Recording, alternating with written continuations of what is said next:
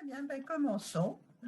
Alors, Philippe, vous n'êtes pas un inconnu pour Culture et Entreprise, car si ma mémoire est bonne, vous étiez venu en 2008 pour évoquer le destin tragique des enfants de Louis XVI et de Marie-Antoinette. Et vous avez d'ailleurs produit un livre tout à fait remarquable intitulé « Les enfants du malheur ». Ce soir, vous avez choisi d'évoquer 7 rois qui ont régné moins d'1 an. Mais je sais que nous avons fait un choix parce qu'en fait, vous avez étudié pas moins de 50 personnages dans votre ouvrage. Les rois éphémères ont été édités aux éditions du Cerf et vous pouvez vous procurer d'ailleurs le livre, soit aux éditions du Cerf, soit chez Antoine ou Joseph Gibert. Voilà. Vous avez été grand reporter à Point de Vue jusqu'en 2015, créateur de la revue Point de Vue Histoire, et vous avez aussi participé à la fameuse émission avec Stéphane Bern, Secret d'Histoire. Donc, ce soir, nous allons évoquer, je crois que nous nous sommes limités à 7, parce que vous en avez une cinquantaine. On va essayer de tenir le temps. Parmi les personnages qui sont dans votre livre, les rois éphémères. Donc, voilà, nous allons prendre conscience du côté instable, futile et transitoire du pouvoir suprême. Bon, c'est tout à fait d'actualité, je vois. Ensuite, je voudrais aussi vous dire que j'avais fait une conférence il y a déjà quelques années à Versailles, au château, sur les dauphins qui ne furent jamais rois. Donc, nos sujets se rejoignent un petit peu et donc, j'étais très intéressée par ce que vous nous proposez ce soir. Voilà, je vous laisse la parole. Merci beaucoup. Oui, j'ai été invité d'ailleurs une deuxième fois chez vous pour parler d'Henri IV. Vous savez, cette fameuse tête qui, à mon avis, n'est pas la bonne tête d'Henri IV. Voilà. Tout à fait. Donc, on se connaît depuis longtemps déjà. Oui, aujourd'hui, je vais évoquer un certain nombre de rois ou de princes éphémères, parce que le terme roi est un terme générique pour souverain. Hein. Donc, à travers l'histoire, depuis l'Antiquité, là, effectivement, ce livre comporte une cinquantaine de courts chapitres qui commencent avec Zimri, roi d'Israël, qu'on trouve dans la Bible, jusqu'à des récents émirs de Koweït, mort en 2006. Donc, vous voyez, on balaye une longue période historique. L'intérêt, enfin, les livres que j'écris habituellement et d'une manière générale s'intéressent à des destins. Si vous voulez, pour moi, il n'y a d'histoire que l'histoire humaine. Donc, il faut toujours que j'étudie la psychologie, la vie des gens, des personnages, et souvent des personnages hors du commun, qui sont souvent les témoins privilégiés d'une époque. Et à travers eux, c'est toute une époque aussi que j'essaie souvent de retrouver, de retracer. Et habituellement, ce sont des personnages illustres. Hein. Donc, vous avez parlé de mon livre sur Louis XVII, mais bon, j'ai aussi fait une série sur les reines de France, aux éditions Pygmalion, et d'autres livres, un livre sur Henri IV, etc. Enfin, donc, c'est vrai que habituellement, ce sont des personnages illustres qui ont laissé leur nom et leurs traces dans l'histoire, qui ont eu des règnes assez longs, qui ont fait des actions d'éclat.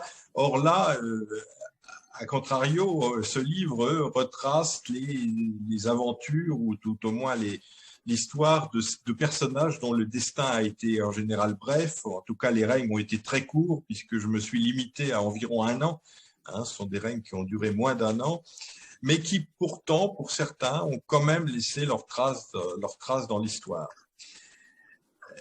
Alors, il y a un intérêt pour l'historien que j'avais déjà exploré d'ailleurs avec le personnage d'Anne de Kiev. J'ai j'ai publié en 2013, je crois, une biographie d'Anne de Kiev, donc cette reine qui a vécu au XIe siècle, qui venait du fin fond de l'Ukraine actuelle, hein, ce qu'on appelait la Rousse à l'époque, et pour laquelle on n'a pratiquement aucun document, sinon savoir qu'elle a été l'épouse d'Henri Ier, petit-fils du Capet, et qu'elle a été la mère de Philippe Ier. Donc voilà, c'est un personnage méconnu sur lequel on a peu d'archives, et j'ai trouvé intéressant dans ce livre, à nouveau, d'explorer la vie de personnages pour lesquels certains, on n'avait jamais fait d'études historiques, et donc de plonger vraiment dans des archives inédites. Et c'est ça qui est aussi intéressant pour un historien, parce que reparler de manière permanente des mêmes personnages a un côté parfois un peu répétitif.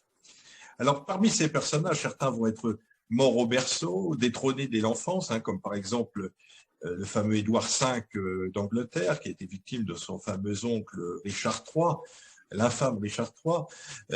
D'autres ont été victimes de révolutions, de coups d'État. Je pense à Romulus Augustule, le dernier empereur romain, à Napoléon II, l'Aiglon, qui va régner de manière très fugace pendant quelques jours en 1815, hein, sans être même à Paris.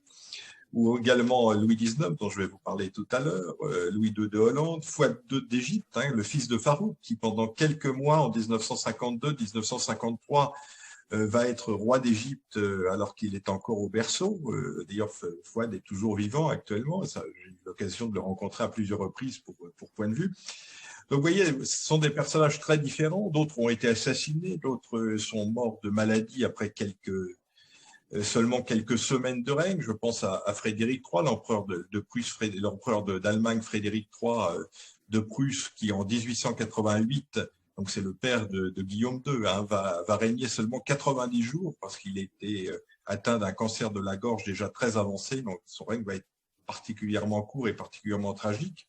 Ou alors des personnages aussi qui étaient trop vieux pour régner et qui vont finalement mourir en accédant au pouvoir suprême. Alors, ou encore des personnages qui ont été choisis pour inaugurer une nouvelle dynastie dans un pays récemment créé. Je pense à Léopold de Saxe-Cobourg-Gotha, qui va devenir Léopold Ier de Belgique, mais on sait peu qu'avant de devenir roi des Belges en 1830, il avait été pressenti pour devenir roi de Grèce, et qu'il avait d'abord accepté puis refusé ce trône qui était sans doute moins facile à occuper que celui de Belgique. Et puis également, par exemple, Guillaume de Wied, hein, qui est un prince allemand qui a été prince d'Albanie pendant quelques mois en 1914.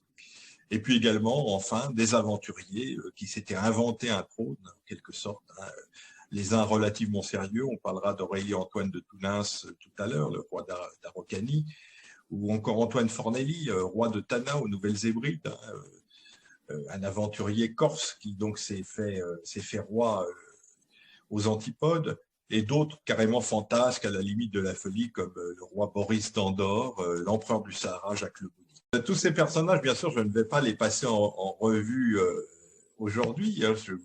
Je veux aussi vous donner envie de lire le livre et de découvrir les autres, mais on va en prendre 7, hein, un petit peu au hasard, enfin en tout cas qui représentent un panel assez représentatif, je crois, de ce que vous pourrez trouver dans ce livre. Alors, on va commencer d'abord par Jean Ier le Posthume. Alors, Jean Ier le Posthume, j'ai derrière moi son gisant à Saint-Denis, que certains ont peut-être vu déjà, hein, qui est un gisant d'enfant particulièrement émouvant. Alors là, on est replacé dans une époque que ceux qui ont lu la saga des Rois maudits de Maurice Druon, ou encore mieux, ou ont vu la fameuse série télévisée en 1973 des Rois maudits, bien sûr celle avec Jean Piat et Hélène Duc et Louis Seigné, et pas celle qui a été refaite, le remake comme on dit aujourd'hui, avec Jeanne Moreau dans les années 2000, parce que là c'était tout à fait décevant par rapport à la première version. Donc à tous ceux qui ont vu cette série des Rois maudits ou lu le roman, je n'apprendrai rien en parlant de Jean Ier le Posthume. Mais enfin, je vais vous rappeler quand même les événements. Nous sommes en 1314. 1314, Philippe IV le Bel meurt à la suite d'un accident de chasse à Fontainebleau. Quelques mois après ce qu'on a appelé la malédiction des Templiers. Alors, cette malédiction des Templiers a-t-elle existé vraiment? Est-ce une légende? En tout cas, on raconte que Jacques de Molay, le grand maître de l'ordre du Temple, au moment de mourir, brûlé vif sur le bûcher à Paris, aurait jeté une malédiction sur le roi Philippe le Bel, sur le pape Clément V et sur Guillaume de Nogaret, le chancelier de France, qui sont d'ailleurs morts tous les trois dans l'année suivant ce supplice. Alors donc, Philippe le Bel meurt, lui succède son fils aîné Louis X, qu'on surnomme le hutin, c'est-à-dire le querelleur ou le brouillon, le fantasque, et qui a une mauvaise réputation dans l'histoire. D'abord parce qu'il va régner très peu, lui aussi, enfin il régnait quand même à peu près 2 ans, donc je ne l'ai pas mis directement dans mon livre. Je pense que sa réputation est un peu sa mauvaise réputation, il ne la mérite sans doute pas absolument. Son règne n'a pas été, il a été très court évidemment, mais bien sûr il a été entaché par le fameux scandale de la Tour de Nesle. On se souvient qu'avant de devenir roi, Louis X le Hutin donc avait été marié à la fameuse Marguerite de Bourgogne qui l'avait honteusement trompé. Avec sa cousine d'ailleurs Blanche de Bourgogne aussi, qui donc dans la fameuse Tour de Nesle. Alors là encore, légende ou vérité, probablement en grande partie légende, même si l'adultère de Marguerite de Bourgogne semble attesté. Il n'a certainement pas eu lieu dans la Tour de Nesle, qui était un lieu particulièrement peu agréable et qui était plutôt une caserne, je dirais, une tour de garde qu'autre chose. Donc probablement que cette Tour de Nesle a une réputation qui lui a été créée par la suite. En tout cas, Marguerite de Bourgogne, femme du Hutin, a été emprisonnée à Château-Gaillard, où elle va opportunément mourir, dit-on étranglée. Et donc, le Hutin va pouvoir épouser en deuxième noces, pendant son règne, donc Clémence de Hongrie, la fille du roi de Naples. Alors donc, Louis X le Hutin meurt très vite, donc 2 ans après son père, en 1316, et pour la première fois depuis 3 siècles, parce que c'est vraiment ce qu'on appelle le miracle capétien. Depuis Hugues Capet, depuis 987, tous les rois avaient régné assez longtemps et en plus avaient donné avaient un fils en âge de régner au moment où il mourait. Donc cette dynastie avait pu ainsi s'installer et perdurer sans problème, sans heurts depuis Hugues Capet. Là, pour la première fois, à la mort de Louis X le Hutin, on a un roi qui meurt alors qu'il n'a pas de fils, pas d'héritier direct. Mais Clémence, donc sa deuxième épouse, est enceinte. On va attendre la naissance de cet enfant en espérant que c'est un garçon. Et en attendant, la régence est placée entre les mains donc, du frère de Louis X, qui est Philippe de Poitiers, le comte de Poitiers, donc le deuxième fils de Philippe le Bel. La naissance donc de cet enfant intervient aux alentours du 14 novembre 1316, donc quelques mois après la mort de son père. Alors on ne sait pas si c'est au Louvre ou à la Cité, on n'est pas sûr du 14 novembre, ça peut être le 13, le 15. Les documents d'époque ne sont pas toujours extrêmement précis sur ces détails-là. En tout cas, ce que l'on sait, c'est que ce petit Jean Ier, qu'on appelle le posthume, puisqu'il est mort il est né après la mort de son père, va mourir lui aussi, va s'éteindre lui aussi très rapidement, moins d'une semaine après sa naissance, le 19 novembre, donc 1316, au Louvre. Dès le lendemain, il va être conduit à Saint-Denis, où il va reposer donc à côté de son père Louis X, et on voit donc derrière moi ce gisant qui existe toujours à Saint-Denis. Alors très rapidement, il va y avoir des rumeurs d'assassinat. Alors vous savez qu'un nourrisson meurt au Moyen-Âge, même jusqu'au XVIIIe siècle, ça n'avait rien d'étonnant, puisqu'un quart des enfants mouraient dans leur première année.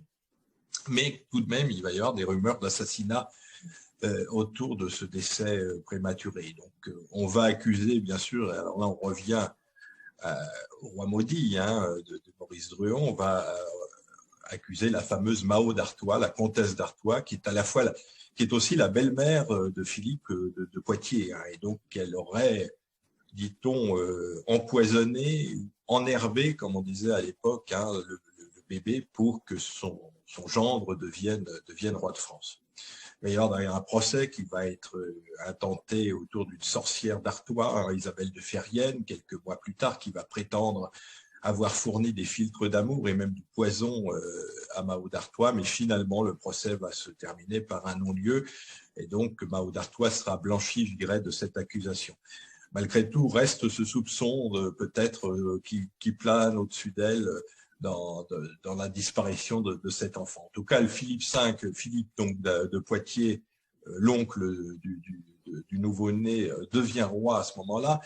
C'est à ce moment-là qu'intervient pour la première fois ce qu'on appelle la loi salique, hein, puisque Louis X avait eu de sa première épouse, la fameuse Marguerite de Bourgogne, l'infidèle, hein, il avait eu une fille, et normalement cette fille aurait eu des droits à succéder au trône de France. Mais on va inventer à ce moment-là une loi salique, hein, qui remonterait aux Francs-Saliens, c'est-à-dire à l'époque de Clovis, hein, au tout début de la monarchie française, pour dire que les filles ne peuvent pas hériter du trône. Alors on reprend une phrase de l'Évangile, hein, les lys ne filent pas, en l'adaptant bien sûr à la circonstance, hein, les lys de France ne filent pas, donc qui file, sont les femmes qui filent, hein, donc les lys ne filent pas, les femmes ne peuvent pas être reines de France, ou bien aussi on dit les royaumes de France ne peuvent pas tomber en quenouille, hein, c'est un peu la même idée. Bien sûr, cette application de la loi salique, à terme, bien sûr, on s'en souvient, va provoquer le début de la guerre de 100 ans, puisque quelques dizaines d'années plus tard, Édouard III, qui est le fils d'Isabelle de France, donc la sœur la fille de Philippe le Bel, hein, la sœur de Louis X et de Philippe V, eh bien, Édouard III, en tant que petit-fils de Philippe le Bel, va lui aussi prétendre au trône de France. Et donc, à ce moment-là, on va avoir une guerre interminable entre la France et l'Angleterre autour donc de cette succession. Pour ce qui en est de Jean Ier le posthume, eh bien, il y a un usurpateur, hein, une quarantaine d'années après sa mort, donc, qui va réapparaître en Italie, un certain Giannino de Guccio, un Siennois, qui va prétendre être Jean Ier le posthume, échappé miraculeusement, et ça on le retrouve aussi bien sûr dans le roman de Maurice Druon et dans le feuilleton. Hein, il aurait été le fils de la nourrice, le fils de la nourrice aurait été de la nourrice du petit roi au posthume, aurait échangé son enfant contre le petit prince, et aurait donc emporté ce petit prince qui aurait survécu en Italie. Tout ça semble aussi de la légende. En tout cas, ce Giannino de Guccio va mourir en prison à Naples assez misérablement après avoir fait un peu de bruit autour de ses prétentions. Alors ça, c'est le premier personnage dont je voulais vous parler. Maintenant, il y a peu de femmes, hein, dans mon livre, et je vais quand même vous présenter la seule finalement qui a le droit vous allez me dire que c'est très très machiste, mais enfin il y en avait peu finalement de disponibles dans l'histoire, hein, qui rentraient dans les normes que j'avais indiquées, c'est-à-dire un règne de moins d'1 an. Et donc une d'entre elles, enfin celle que j'ai trouvée, c'est Jeanne Grey, donc reine d'Angleterre et d'Irlande pendant une grosse semaine, hein, du 10 au 19 juillet 1553. Alors, c'est un destin particulièrement tragique parce que cette Jeanne Grey avait 16 ans. Ce trône d'Angleterre sur lequel on va l'y asseoir en quelque sorte de force. Hein, c'est absolument pas du tout... elle n'a absolument pas du tout demandé à devenir reine, mais les circonstances politiques vont en faire un instrument, et un instrument et une victime, puisqu'elle va mourir de cette quelques mois plus tard, exécutée, comme vous allez le voir. Donc il faut faire d'abord un petit peu de généalogie pour rappeler de qui il s'agit. Alors cette Jeanne Grey est donc une cousine d'Édouard VI, le prédécesseur. Hein. Alors il faut remonter un petit peu en arrière. Hein. On a le roi Henri VII d'Angleterre. Hein. Henri VII d'Angleterre va être le père de Henri VIII, le fameux Barbe Bleue. Ce fameux Barbe Bleue, donc anglais, Henri VIII, va avoir un fils qui est Édouard VI, et puis des filles, hein, donc Marie et Elisabeth Tudor, donc qui vont d'être demi-sœur, puisqu'on sait qu'il s'est marié 6 fois, donc il a eu des enfants avec plusieurs de ses femmes. Donc, après la mort d'Henri VIII, eh bien, c'est d'abord son fils, Édouard VI, qui lui succède.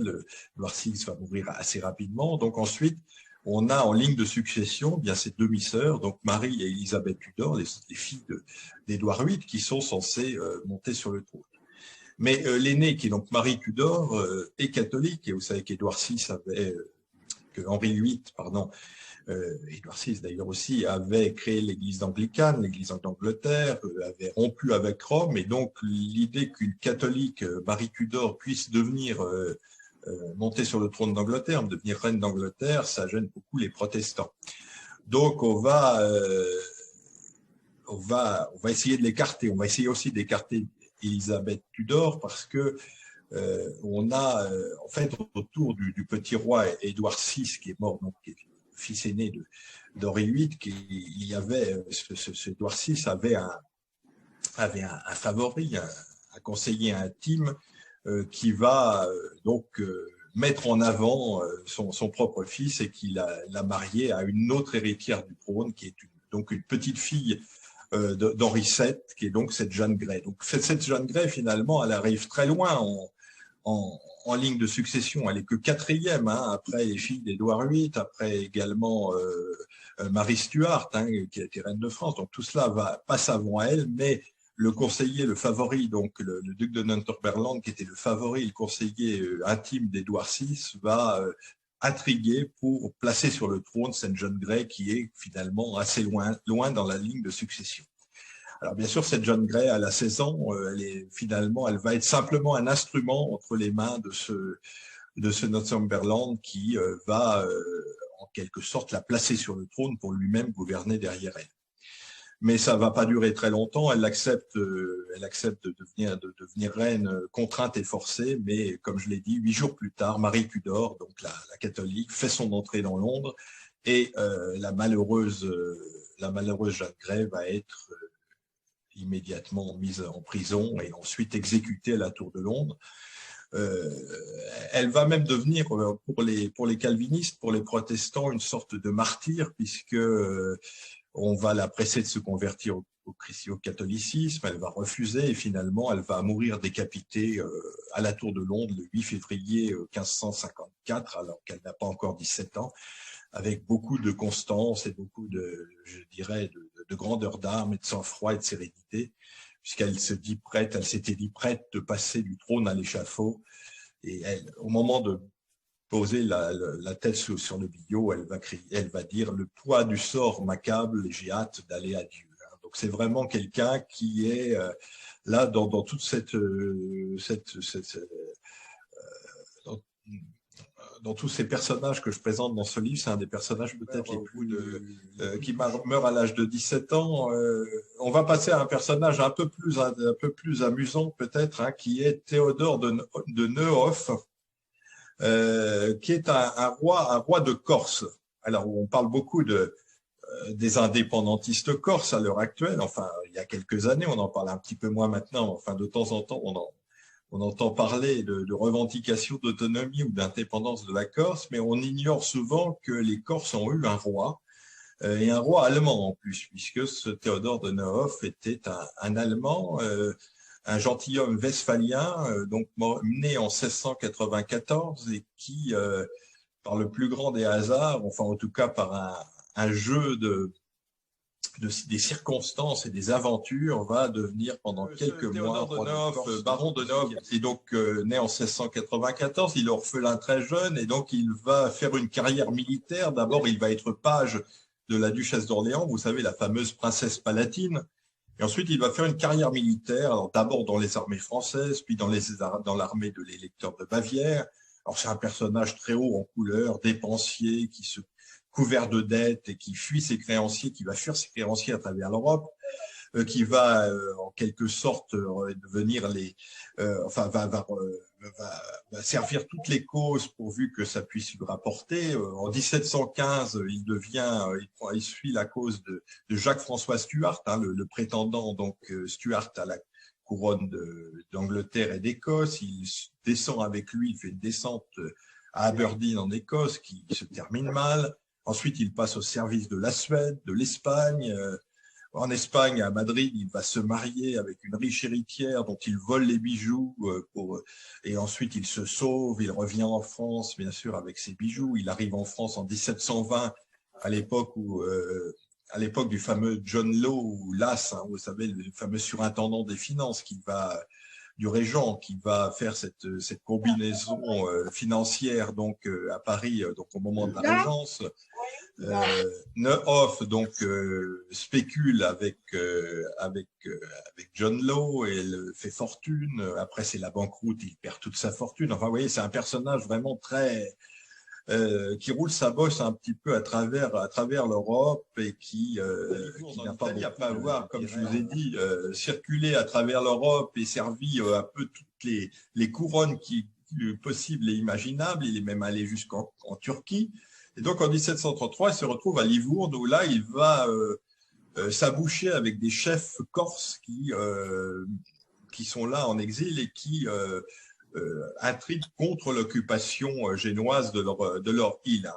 Vous savez qu'à cette époque, la Corse était donc sous occupation génoise et les Corses s'étaient soulevés contre les impôts écrasants que les Génois imposaient donc à leur île. Donc, Neuhoff, qui est un personnage particulièrement, qui a beaucoup de bagou, je dirais, va réussir à convaincre ces Corses qu'il est capable d'intriguer auprès des cours d'Europe pour faire avancer leur cause. Et en échange, il demande simplement la couronne de Corse. C'est assez étonnant parce que, bon, voilà, il va réussir à aller à Tunis, où le bête Tunis de l'époque va lui fournir un petit vaisseau avec 10 canons, 4000 fusils, un peu d'argent et des vivres. Et le 20 mars 1736, il débarque à Aléria. Alors, il est revêtu d'une espèce de costume extraordinaire à la turque, avec un long cafetan écarlate doublé de fourrure, un pantalon bouffant, un chapeau retroussé avec une plume et une large perruque. Il a une paire de pistolets à la ceinture, un sabre qui traîne jusqu'à terre. Donc, vous voyez, c'est un personnage particulièrement en couleur, mais qui va impressionner les Corses, qui sont eux-mêmes des personnages souvent un peu fantasques, hein, et qui sont impressionnés par la présence de cet individu. Donc, il arrive en Corse, il est finalement reconnu par les notables corses, hein, qu'on appelle les principali.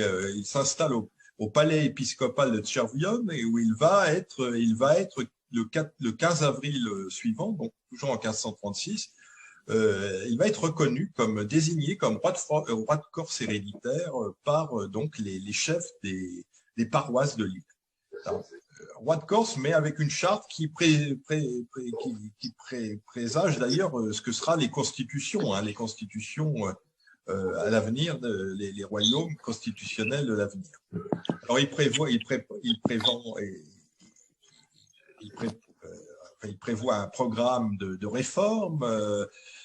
Il est intronisé officiellement le 2 mai 1736 dans l'église des Récollets de Tavagna avec un diadème fait de laurier, de fleurs et de feuilles de chêne. Et là, il va vraiment jouer les rois pendant un certain nombre de mois. Hein. Il va battre monnaie, distribuer des titres nobiliaires de barons, de comtes, de margraves. Il va tempérer les querelles, vous savez, entre les vendettas entre les différents clans et les différentes familles corses. Mais bien sûr, son rôle, il est là pour chasser les Génois. Hein. On l'a engagé en quelque sorte pour ça. Donc, il va réunir une armée et commencer à aller à la conquête de l'île pour chasser les Génois de l'île. Il s'empare d'abord de Porto Vecchio et de Sartène au sud, et puis il met le siège devant Bastia. Mais très vite, on se rend compte que ces moyens sont insuffisants, qu'il y a un enlisement de la campagne, qu'en plus les familles, les clans continuent à entretenir entre eux des haines et à se battre un petit peu en sous-main. Donc, tout ça fait que la reconquête de l'île commence à s'essouffler. Alors, à ce moment-là, Théodore, il faut qu'il tienne ses promesses. Hein. Il a promis d'obtenir des royaumes d'Europe des renforts en artillerie, et puis ces renforts n'arrivent jamais. Donc, Les chefs corses qui l'ont nommé commencent à s'inquiéter un petit peu, à le regarder un peu de travers, et donc il dit, voilà, je vais repartir sur le continent, et je reviendrai le jour où j'aurai enfin obtenu les, les renforts militaires, les renforts en armes et en soldats que je vous ai promis. Non, Donc, après quelques semaines ou quelques mois seulement de règne, donc il va s'embarquer à Solenzara le 11 septembre 1536 et déguisé en abbé. D'ailleurs, c'est plus une fuite presque qu'un départ, en tout cas glorieux. Et il va donc partir sur le continent où là, bien sûr, il n'arrivera pas à obtenir de secours. Donc, il va rester en exil. Il va vivre encore une vingtaine d'années. Il va essayer de rentrer à deux reprises en Corse, mais ça sera à chaque fois des échecs. Il finira par mourir en exil, très misérable à Londres, donc 20 ans plus tard, en 1756. C'est ainsi que se termine le règne et l'aventure, et je dirais le destin de ce premier et dernier roi de Corse, donc Théodore de Nehoff, qui est toujours d'ailleurs aujourd'hui célébré par les autonomistes, par les nationalistes corses, comme un peu l'ancêtre de leur revendication historique. Alors, maintenant, on passe au 19e siècle, si vous voulez, avec un personnage qui est Louis XIX. Alors, Louis XIX, vous allez me dire, on n'en entend jamais parler dans les livres d'histoire. Vous vous souvenez peut-être de ce poème de Prévert, Les belles familles, hein, qui se termine par Louis I, Louis II, Louis III, etc., jusqu'à Louis XVIII, et plus personne, plus rien. Qu'est-ce que c'est que ces gens-là qui ne sont pas foutus de compter jusqu'à 20? Ça, c'est le poème de Prévert, qui connaissait pas bien l'histoire de France, puisque malgré tout, vous savez, aujourd'hui, il y a certains royalistes qui acclament Louis XX, hein, Louis-Alphonse de Bourbon, que Thierry Ardisson, d'ailleurs, auquel Thierry Ardisson a consacré un livre avec ce titre de Louis XX. Mais avant Louis XX, entre guillemets, il y avait eu Louis XIX. Louis XIX qui, lui, a vraiment régné légalement. Mais alors, c'est probablement le règne le plus court de l'histoire du monde, puisqu'il n'a régné que quelques minutes, au maximum peut-être un quart d'heure, donc le 2 août 1830. Alors, qui était ce Louis XIX de France, roi de France, en 1830, pendant quelques minutes? Alors, rappelons les circonstances. Le roi Charles X vient d'être chassé de Paris par la révolution des Trois Glorieuses, hein, donc la révolution de juillet 1830. Il a trouvé refuge d'abord à Trianon, puis ensuite à Rambouillet, donc où il se retrouve le 2 août 1830. Il apprend qu'à Paris, rien ne va plus, que les Parisiens même marchent sur Rambouillet pour le capturer. Donc, il s'apprête à quitter Rambouillet pour aller vers la Normandie et ensuite s'exiler en Angleterre. Mais auparavant, il rédige une lettre d'abdication à l'attention de son cousin, donc le duc d'Orléans, qui est lui resté à Paris et qu'il nomme lieutenant général du royaume. C'est-à-dire qu'il lui délègue ses pouvoirs et lui-même abdique. Alors donc il abdique par cette lettre, Charles X abdique en faveur non pas de son fils, mais de son petit-fils, le duc de Bordeaux, et il rajoute à cette lettre d'abdication, le dauphin qui partage mes sentiments renonce aussi à ses droits en faveur de son neveu. Alors on va refaire encore un petit peu de généalogie. Donc je vous rappelle donc que Louis XVI qui meurt en 1793 avait deux frères, hein, le comte de Provence qui sera Louis XVIII et puis le comte d'Artois qui sera Charles X.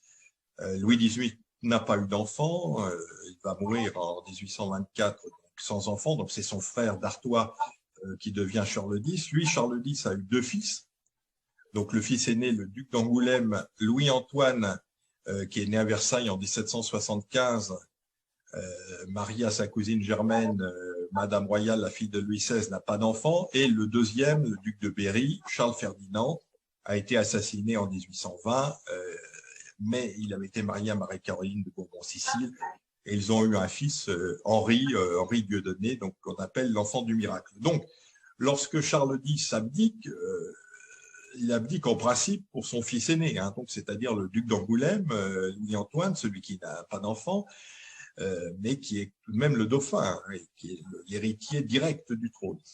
Et puis ensuite, l'héritier en second, c'est bien sûr son neveu, Henri, le fils du duc de Berry, qui est mort assassiné en 1820. Donc on a En principe un roi qui doit être Louis-Antoine, donc Louis XIX, mais on l'a vu dans la lettre d'abdication, dans sa lettre d'abdication, Charles X dit « Eh bien, j'abdique en quelque sorte pour moi et pour mon fils ».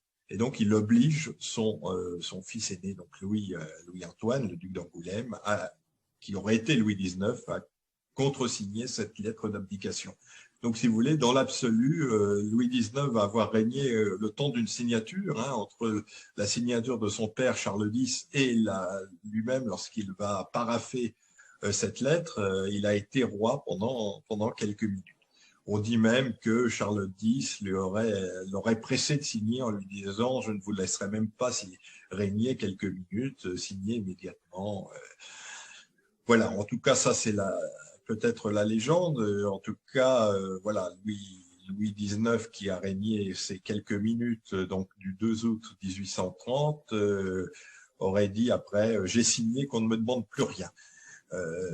Alors, quelle avait été sa vie à lui, hein? Donc, je vous ai dit qu'il était né à Versailles en 1775. À 15 ans, il part en exil, il part en émigration avec son père en 1789.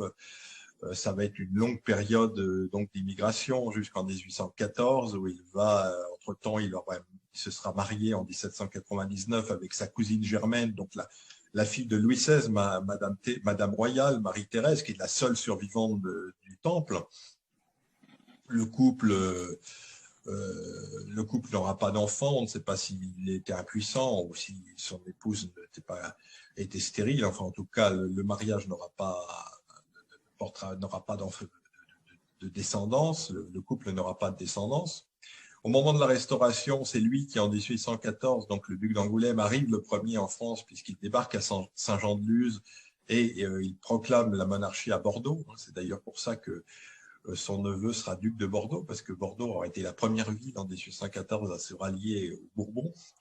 Alors c'est un personnage, là, ce Louis XIX, appelons-le comme ça, hein, simple, pieux, honnête, charitable, un peu effacé, avec un physique ingrat. Hein. On dit qu'il était myope, bègue, affligé de tics nerveux et, comme je vous l'ai dit, peut-être impuissant. Donc quelqu'un qui n'a pas un charisme extraordinaire, et ça explique probablement pourquoi Charles X ne va pas vouloir lui céder le trône en 1830 et plutôt essayer en sautant une génération, de renouveler la monarchie en passant directement à son petit-fils Henri V. Alors malgré tout, pendant la Restauration, donc le duc d'Angoulême va quand même avoir un certain rôle. En 1823, c'est lui, par exemple, qui va mener l'armée française au secours de Ferdinand VII d'Espagne pendant la campagne d'Espagne, hein, la campagne du Trocadéro, la victoire du Trocadéro, etc. Mais voilà, personnage effacé qui aura régné quelques minutes et qui va replonger je dirais, dans l'ombre de l'histoire, puisque la famille royale s'exile, va en Angleterre, passera ensuite en Écosse, puis à Prague, puis à Göritz, près de Trieste. Hein. Actuellement, c'est en Italie, mais à l'époque, c'était encore l'Empire d'Autriche. Donc, il va connaître à nouveau l'exil et à nouveau l'émigration. Et là, il va d'ailleurs y mourir en 1844. Il va mourir à Gorizia en 1844. Donc, un peu oublié de tous, pendant que, bien, finalement, entre-temps, le duc d'Orléans, vous savez bien, Louis-Philippe, est devenu roi des Français, hein, donc, a usurpé le trône de la branche aînée, donc en 1830. Donc ce personnage donc ce personnage de Louis XIX méritait quand même d'être souligné, puisque c'est en quelque sorte le dernier roi de France, hein, puisque Louis-Philippe sera enfin le dernier ou l'avant-dernier, puisqu'on peut penser que le jeune Henri V a régné lui aussi légalement pendant quelques jours jusqu'à la proclamation de Louis-Philippe. En tout cas, c'est un des derniers. Et en plus, le fait qu'il était l'époux de Madame Royale, voilà, ça apporte encore une aura un peu de tragique à son existence. Et donc, voilà, je pense qu'il méritait d'être souligné, d'être redécouvert à travers un chapitre de ce livre. Alors, si vous voulez, maintenant, on va aller très loin avec Aurélie Antoine de Tounas, hein, donc qui apparaît derrière moi, ce personnage barbu. Alors, les lecteurs de Jean Raspail le connaissent, hein, puisque Jean Raspail, vous savez, le romancier récemment disparu, puisqu'il avait écrit un livre, moi, Antoine de Tounas, qui était une biographie très romancée de l'histoire de cet aventurier. Alors, cet Aurélie Antoine de Tounas, c'est un personnage tout à fait étonnant du 19e siècle, puisque c'est un petit avoué du Périgord, hein, d'origine très modeste, puisqu'il est le 8e de 9 enfants d'un paysan, hein. Son père est simplement un simple paysan périgourdin, mais qui rêve d'origine aristocratique, hein. Il prétend même que sa famille remonterait, la famille de Tounas remonterait à l'époque romaine. Bon, tout ça est bien sûr légendaire, mais il se passionne de géographie, de récits de voyages, d'exploration, et si bien qu'en 1857, ce jeune avoué périgourdin va vendre son étude d'avoué, il va emprunter au Crédit Foncier une somme importante, il va hypothéquer tous ses biens, il va aussi emprunter à ses amis francs-maçons, parce qu'il fait partie d'une loge de francs-maçons de Dordogne. Son rêve, c'est d'aller en Amérique du Sud pour créer un État ou une colonie française, une nouvelle France, hein, comme il l'appelle, dans une zone qui est encore qui est à la limite entre les républiques du Chili et d'Argentine, une zone qui n'a jamais été colonisée ni par les Incas ni par les Espagnols, une zone encore un peu vierge, qui est peuplée par des Indiens qu'on appelle les Mapuches ou les Araucans, qui sont des cavaliers intrépides et irréductibles, donc qui vivent dans la pampa et dans la montagne sans avoir jamais, je dirais, courbé le front devant les envahisseurs. Donc il se dit, cette région qui n'appartient à personne, eh bien je vais y aller et je vais me faire proclamer roi par ces populations, et ensuite je donnerai en quelque sorte ce royaume à la France. Alors tout ça est un peu fantasque, hein, comme projet, mais il va le mener quand même à bien, assez loin, puisqu'il s'embarque pour le Chili en 1858. Il va rester sur place d'abord pour apprendre l'espagnol, pour étudier les coutumes du pays, pour nouer des contacts avec les chefs d'Araucanie, les chefs indiens locaux, qui d'ailleurs ont une légende, hein, qui prédit l'arrivée d'un sauveur étranger, hein, dans leur religion. Il y a l'idée qu'un jour viendrait de loin un sauveur qui fédérerait tous les Indiens et qui les mènerait à la victoire. Donc Aurélie Antoine va utiliser cette légende en quelque sorte, et il va réussir finalement à fédérer autour de lui un certain nombre de tribus d'Araucanie et proclamer roi de ces tribus, donc le 17 novembre 1860.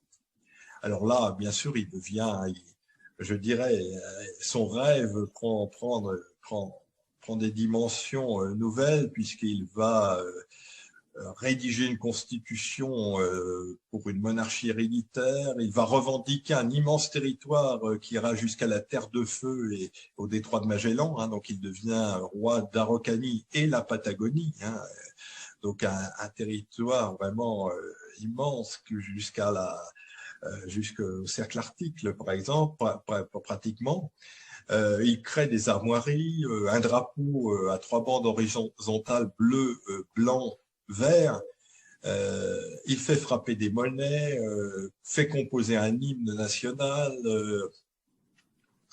distribue des décorations dont le plus célèbre est l'ordre royal de la couronne d'acier, qui est quand même un ordre qui est encore d'ailleurs très couru par les collectionneurs de médailles, parce que ce sont des médailles très rares et qu'on retrouve chez les collectionneurs et chez les marchands.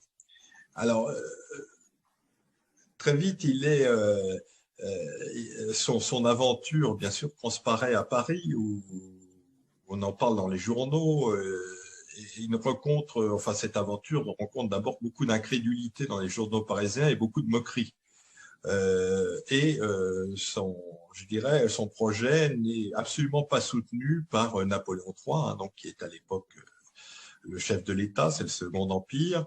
On sait que Napoléon III va s'embarquer quelques temps plus tard dans cette affaire du Mexique, hein, donc aussi en Amérique du Sud, mais enfin en Amérique centrale, mais qui sera un désastre. On se dit que finalement, il aurait peut-être pu, à moindre frais, soutenir soutenir Aurélien-Antoine de Tounas et finalement se tailler un véritable empire dans le sud de l'Amérique, hein, dans le sud de l'Amérique du Sud.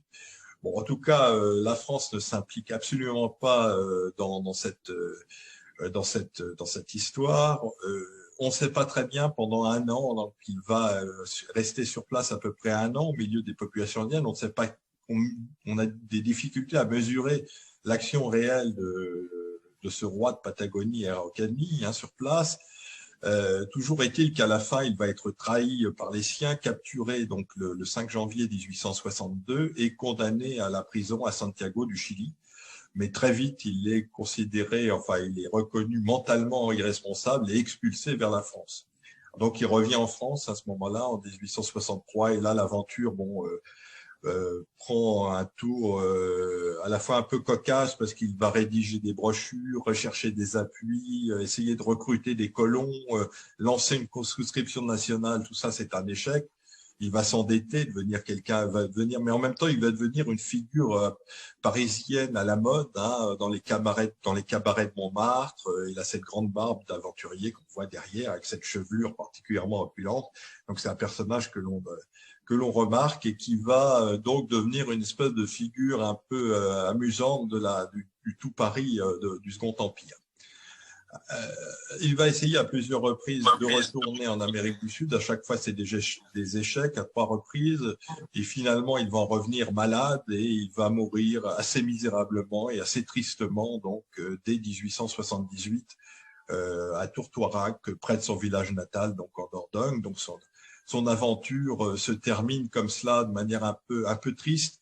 Mais ce qui est assez étonnant et assez extraordinaire, c'est que ce rêve araucanien ne va pas s'arrêter avec lui, parce que il a désigné un héritier en la personne d'un de ses amis, Achille Laviard, qui était un Rémois, un habitant de Reims particulièrement, enfin assez riche, et qu'il avait connu à Paris. Et donc depuis lors, eh bien, il y a une espèce de dynastie des princes d'Araucanie comme ça qui va se succéder jusqu'à aujourd'hui, puisqu'aujourd'hui encore, on a un petit groupe autour d'un prince d'Araucanie et d'une association qui d'ailleurs défend les droits des Mapuches auprès de l'UNESCO. Vous savez que les Indiens d'Amérique du Sud sont encore tout à fait, ont un statut souvent très, très secondaire, très peu enviable dans le cadre de la République du Chili ou d'Argentine.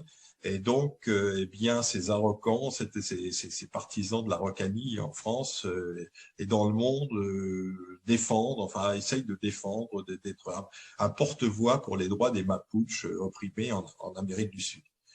Alors, bien sûr, il y avait Jean Raspail, dont je vous ai parlé tout à l'heure, hein, Jean Raspail, le romancier, qui en 1981 va obtenir le Grand Prix du roman de l'Académie française avec son roman « Moi, Antoine de Tounas », et qui va ensuite s'auto-proclamer, comme on dirait, consul général d'Araucanie et de Patagonie.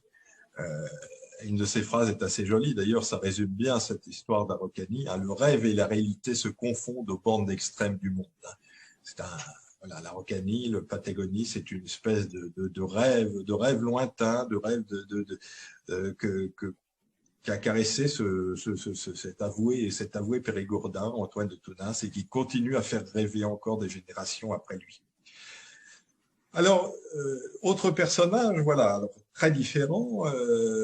Est-ce qu'on a encore le temps? Oui, c'est bon? On peut continuer? On est déjà...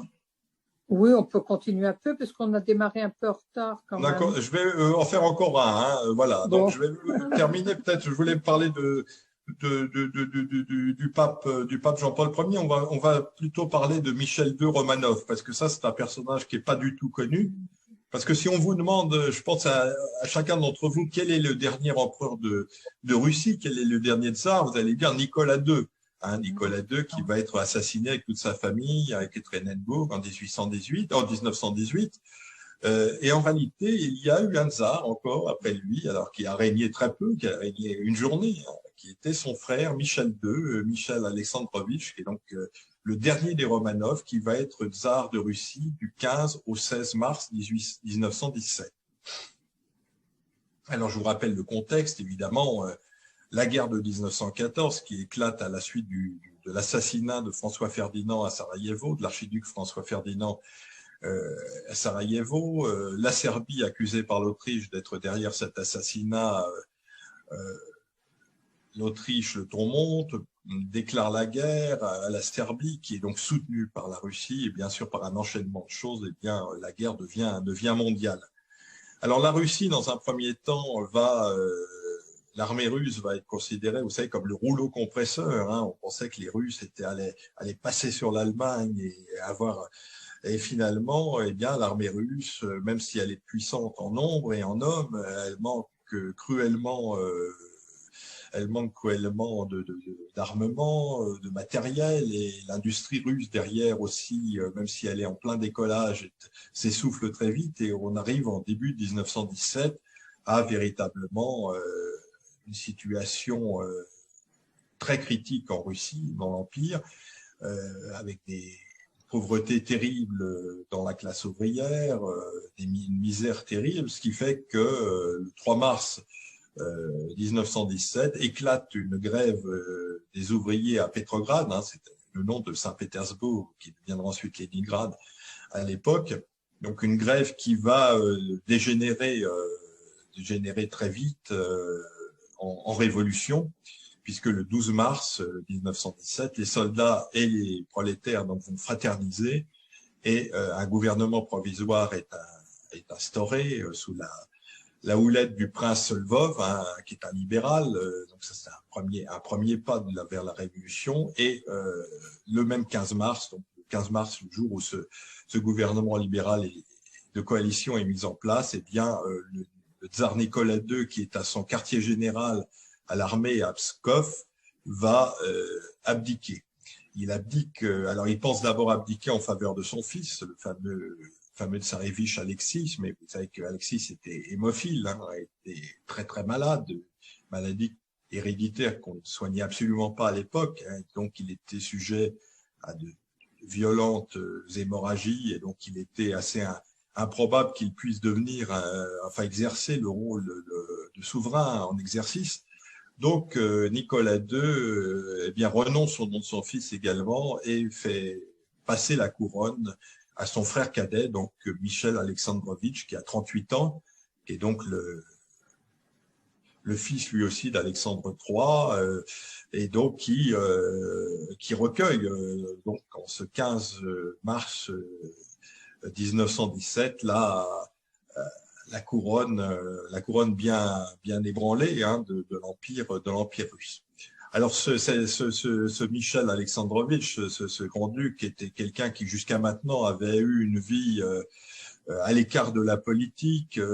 C'était surtout quelqu'un qui avait belle allure, qui était un cavalier et un sportif émérite, et qui avait mené sa vie avec l'insouciance d'un prince cadet, sans beaucoup s'occuper de la politique. D'autant qu'il s'était marié avec une roturière qui elle-même était 2 fois divorcée, ce qui avait fait un scandale à la cour et qui l'avait condamné à l'exil. Alors, il était revenu en Russie il était rentré en grâce au moment de la guerre, en 1914, où là, il avait été mis à la tête d'une division de cavalerie caucasienne qu'on appelle la division sauvage, puisqu'elle était composée de cavaliers tchétchènes, c'est les fameux tchétchènes dont on parle beaucoup actuellement, musulmans, et donc il avait fait une guerre il avait fait une guerre tout à fait honorable. Donc en 1917, le voilà donc en mars 1917,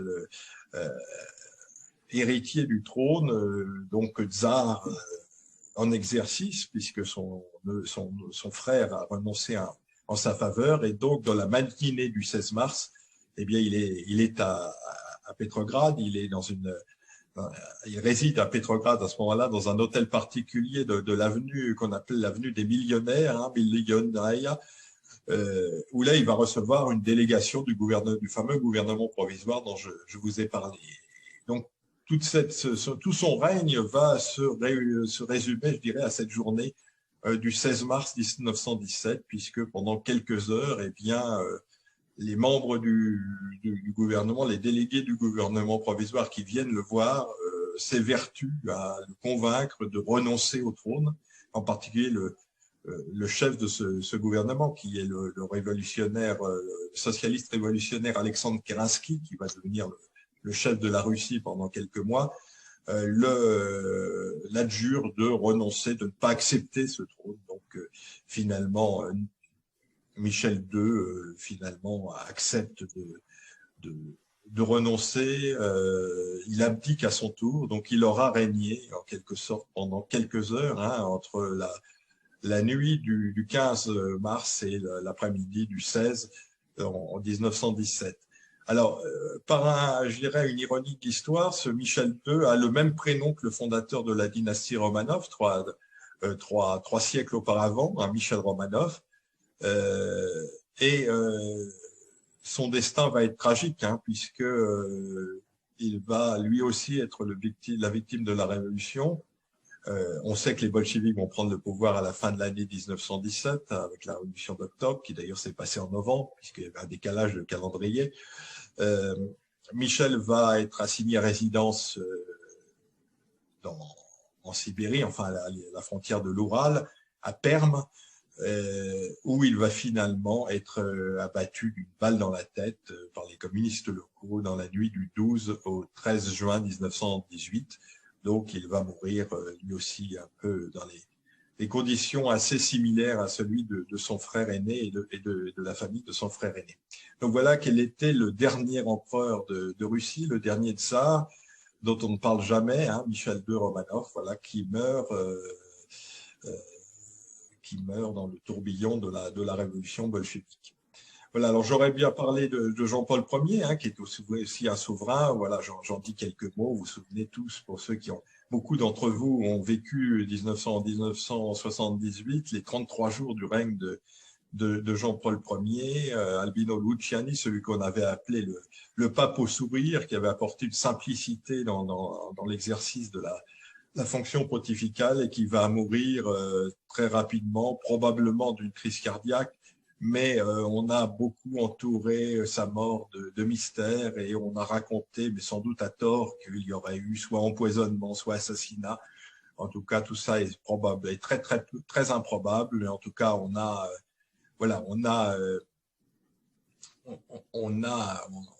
beaucoup créé d'énigmes, hein, autour de cette histoire. Vous verrez dans le livre, il y a un certain nombre d'explications à cet égard. Voilà, bon, écoutez, je pense que je vais arrêter ici. On a à peu près parlé un peu plus d'une heure, même probablement. Donc, si vous voulez me poser des questions, je pense que vous pouvez rebrancher vos micros et puis je ne sais pas comment ça se passe, si c'est... ça doit être... Votre micro est branché. Hein. Voilà. Donc, si vous avez des questions, je vous entends. Chacun peut, je pense que chacun peut débrancher peut rebrancher son micro. Voilà, vous pouvez rebrancher votre micro et puis. S'il le souhaite. Ouais. Voilà, essayons de ne pas parler en même temps, mais sinon, voilà. S'il y a des questions. Écoutez, ça a été un moment extraordinaire et il y a une grande variété de personnages. Bon, c'est un peu compliqué évidemment de parler comme ça. Ah oui, on est passé et dans le temps et dans les lieux tout à fait différents. Merci. Et je crois que demain, je vais me précipiter à ma librairie. Oui, parce que évidemment, là, j'ai pas pu vraiment parler de donner.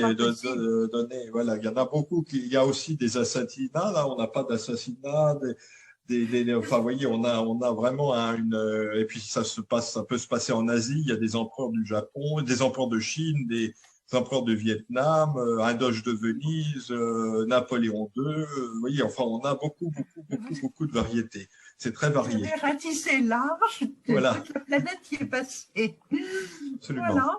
Ben, écoutez, c'était tout à fait remarquable et je crois que notre public a été passionné par cette soirée qui nous a sorti un peu des moments que nous vivons en ce moment. Oui, oui. J'espère que ces moments vont se terminer, qu'on va pouvoir se voir, se serrer la main et voilà, on aura des nouvelles tout à l'heure. Dans notre belle maison, le bel hôtel du Paris, parce que vraiment, c'est un endroit magnifique. Voilà. En tout cas, merci. C'était très sympathique. Merci beaucoup. Et merci beaucoup. Et si vous voulez, quand je Alors, reviendrai à Versailles, on j'espère. pourra, à l'occasion d'une signature, je viendrai re-signer les livres, si vous voulez, Tout à fait. à l'issue d'une autre conférence d'un autre orateur. Hein, je pourrais venir vous les signer. Donc, mettez les livres de côté. Oui, mais écoutez, on peut hein, tout à fait. je viendrai assister à une Très conférence bien. et à la fin, je pourrai toujours vous signer les livres. Voilà. En tout cas, merci beaucoup. C'est une Merci beaucoup. excellente idée. Et puis, Voilà. À bientôt alors. Merci Gabriel et merci Roselyne parce que c'est quand même très sympa ces et que conférences. la prochaine fois, ce Merci. sera